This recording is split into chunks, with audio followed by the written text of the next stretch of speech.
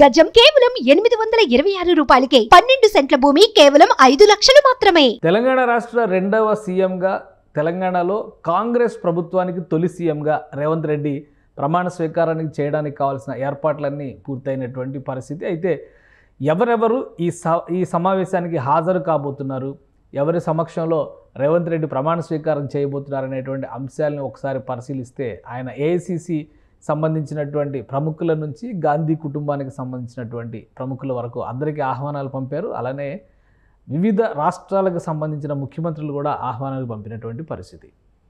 ఈ జాబితాలో ఎవరెవరు ఉన్నారో ఒకసారి చూసేటువంటి ప్రయత్నం చేద్దాం. సోనియా గాంధీ ఏఐసిసిలో కీలక నేతగా ఉన్నటువంటి ఏఐసిసి అధ్యక్షుడు మల్లికార్జున్ ఖర్గే, అలానే ప్రియాంక గాంధీ, రాహుల్ గాంధీలను ఆయన స్వయంగా ఆహ్వానించారు. కర్ణాటక ముఖ్యమంత్రి సిద్ధరామయ్య, ఉప ముఖ్యమంత్రి డికే శివకుమార్తో పాటు పార్టీ పరిశీలకులందరినీ కూడా ఆయన ప్రమాణ స్వీకారోత్సవానికి ఆహ్వానించారు. ఇక ఈ జాబితాను ఒకసారి చూసేటువంటి ప్రయత్నం చేద్దాం. కాంగ్రెస్ పార్టీలో ఉన్నటువంటి సీనియర్ నేతలు చిదంబరం, అశోక్ గెహ్లాట్, అలానే దిగ్విజయ్ సింగ్, వీరప్ప మొయిలీ, మీరా కుమార్, కుంతియా, భూపేష్ బఘేల్, అశోక్ చవాన్, వాయిలర్ రవి, సుశీల్ కుమార్ షిండే, మాణిక్యం ఠాకూర్, కురియన్లను ప్రమాణ స్వీకారానికి ఆహ్వానించారు. వీరితో పాటు పూర్వపు తెలంగాణ ముఖ్యమంత్రి కేసీఆర్ని, పూర్వపు ఆంధ్రప్రదేశ్ ముఖ్యమంత్రి చంద్రబాబు నాయుడిని, ప్రస్తుత ఆంధ్రప్రదేశ్ ముఖ్యమంత్రి జగన్మోహన్ రెడ్డిని, తమిళనాడు ముఖ్యమంత్రి స్టాలిన్ను కూడా ఆహ్వానించారు ఈ సభకు. అలానే తెలంగాణకి సంబంధించిన అమరవీరుల కుటుంబాలకి కూడా రేవంత్ రెడ్డి ప్రమాణ స్వీకారోత్సవానికి సంబంధించినటువంటి ఆహ్వానాలు పంపారు.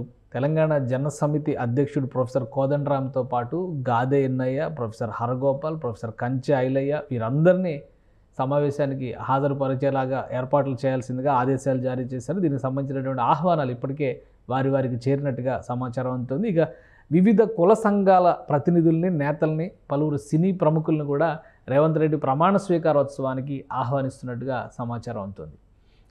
ఎల్వి స్టేడియంలో ఏర్పాటు చేస్తున్నటువంటి ఈ వేదిక పైన, ప్రధాన వేదిక పైన ఉండడం ద్వారా ప్రమాణ స్వీకారాన్ని రేవంత్ రెడ్డి చేస్తారు. ఆయన తర్వాత డిప్యూటీ సీఎంగా ఒకరు ప్రమాణ స్వీకారం చేస్తారు. వారితో పాటు 5 నుంచి 9 మంది మంత్రుల స్థాయిలో ప్రమాణాలు జరిగేటువంటి అవకాశం ఉంది. ఏఐసిసి ఎవరెవరిని ఫైనల్ చేసింది అనేది ప్రస్తుతానికి సస్పెన్స్గా ఉన్నటువంటి పరిస్థితి.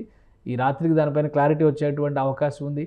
పూర్తి స్థాయి మంత్రివర్గం ప్రమాణ స్వీకారం చేస్తుందా లేదా సగం మందితో మొదటి ప్రమాణ స్వీకారోత్సవం కంప్లీట్ అవుతుందా అనేది ఇంకా క్లారిటీ రాని పరిస్థితి ఉంది. అయితే హామీల అమలు ప్రక్రియ నుంచి మాత్రం ఈ వేదిక నుంచే హామీల అమలు ప్రక్రియని రేవంత్ రెడ్డి ప్రారంభం చేయబోతున్నట్టుగా కాంగ్రెస్ వర్గాలు పేర్కొంటున్నాయి.